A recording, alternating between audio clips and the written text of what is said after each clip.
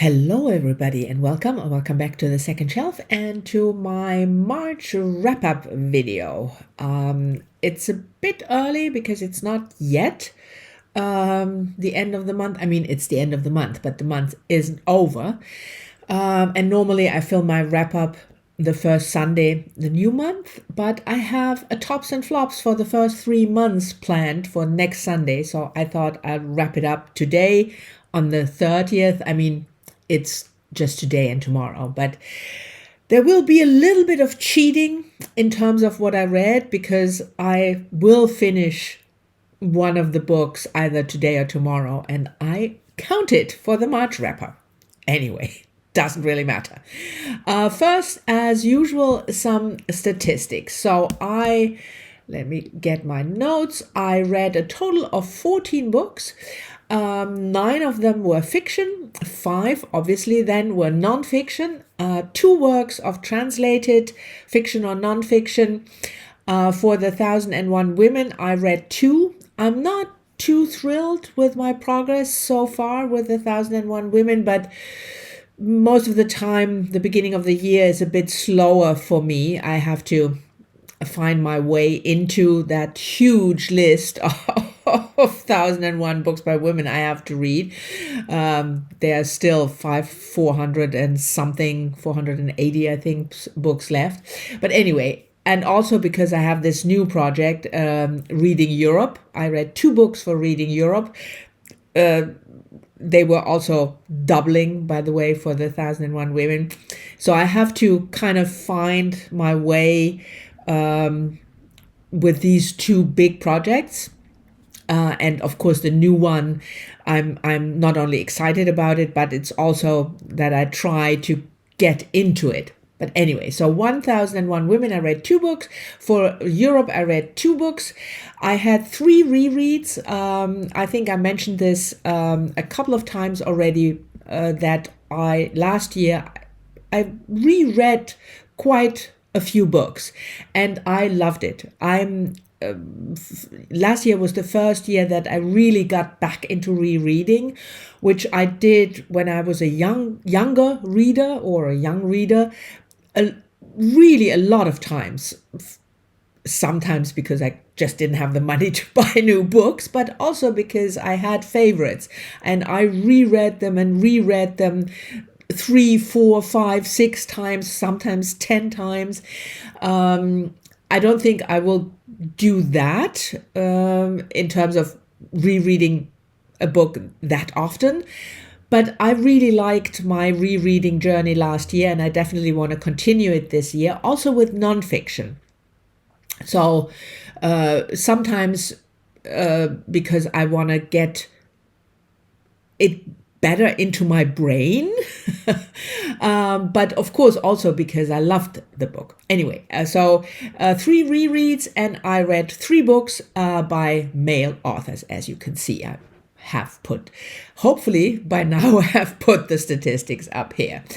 I will, as usual, only mention the books that are for other projects like the 1001 Women or Reading Europe, and I will also only briefly mention the books that I already reviewed in my mid-month check-in. I will leave a link to the mid-month check-in video in the description. To start with that one, I also already reviewed Grief is for People by Sloane Crossley, a memoir after she lost her best friend to suicide. And I already reviewed Alexis Wright's book, Carpentaria, which I read with Adam. Again, Alex Wright, an Indigenous Australian author, and this is set in an Indigenous, fictitious, but Indigenous little town, and it deals with the harshness of racism and the life of Indigenous people and the conflicts with the white settlers. But like I said, if you are interested, I reviewed both books, so you can find it in my mid-month check-in.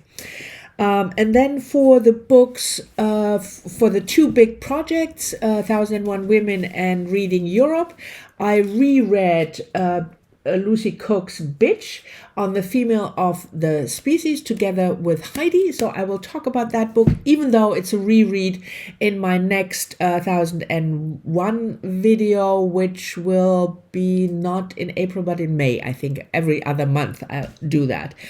I also finished this one, Three Apples Fell from the Sky by Nareen Abgarian, translated by Lisa Say Hayden. So this is a book for reading Europe, and I will talk more about this book in my next Reading Europe book. And here comes the cheat book.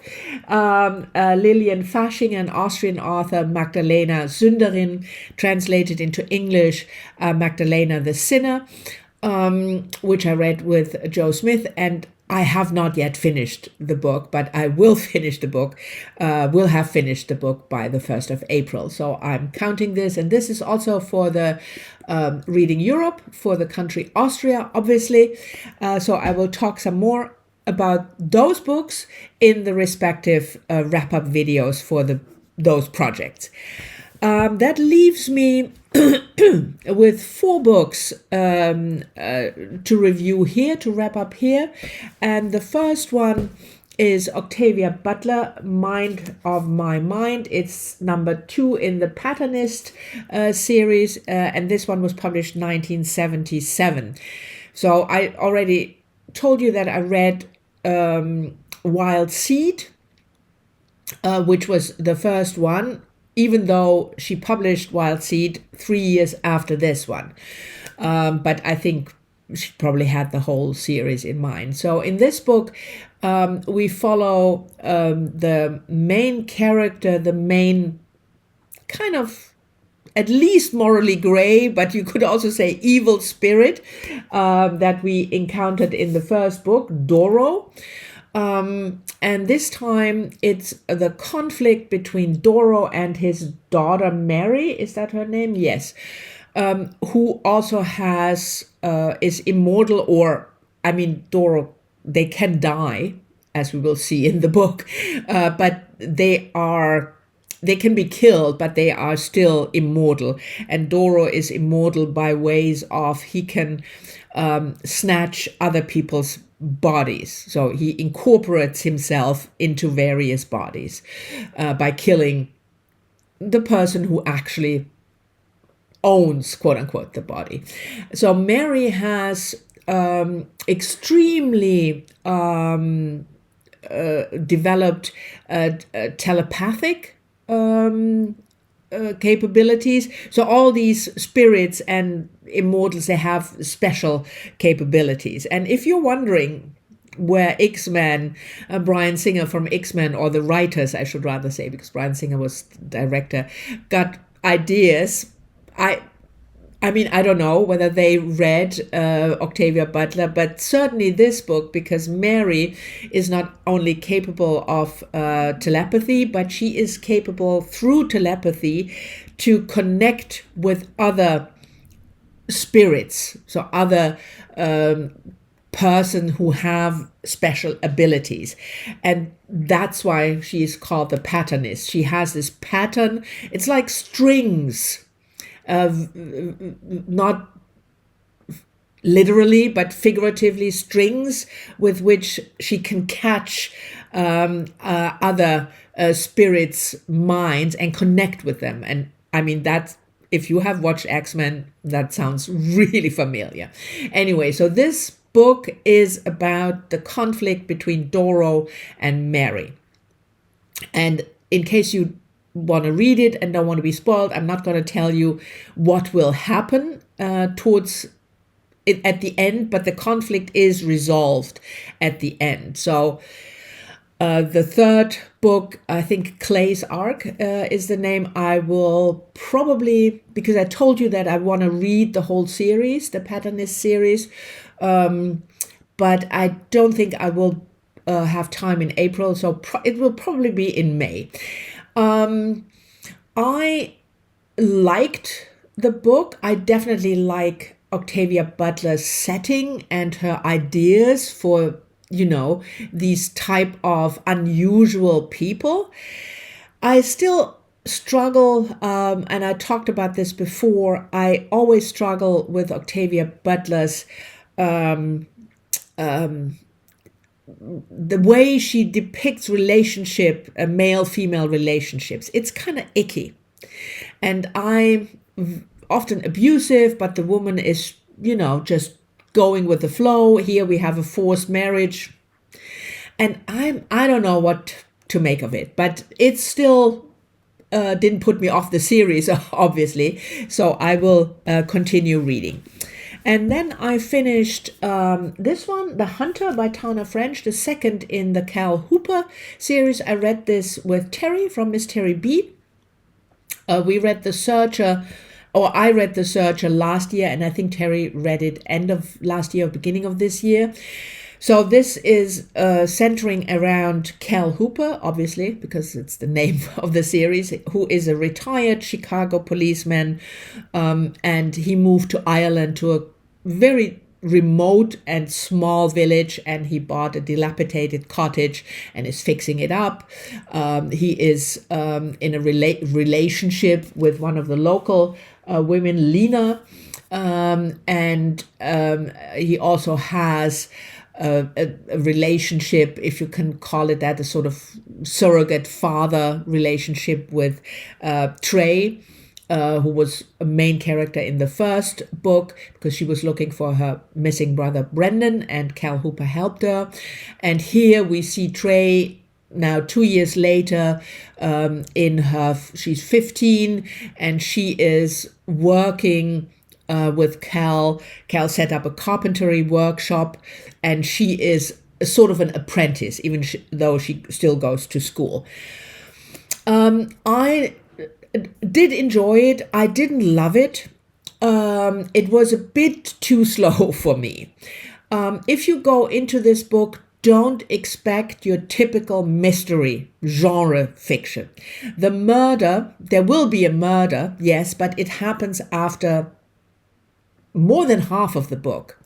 So the book is much more about these people and this village and the life in where everybody knows everything about everybody, and especially the relationship with this newcomer, Cal, who has lived there now for 2 years, but he is still the new guy, not Irish even, so he is the American.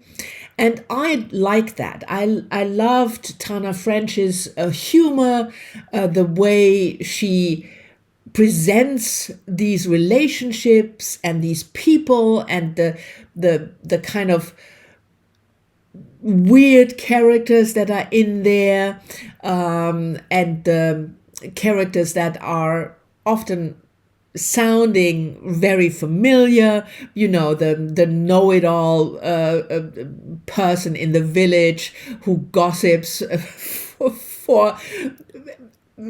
for a job, but it was in the end a bit too repetitive. I thought the characters didn't carry enough of a story for it to be so slow.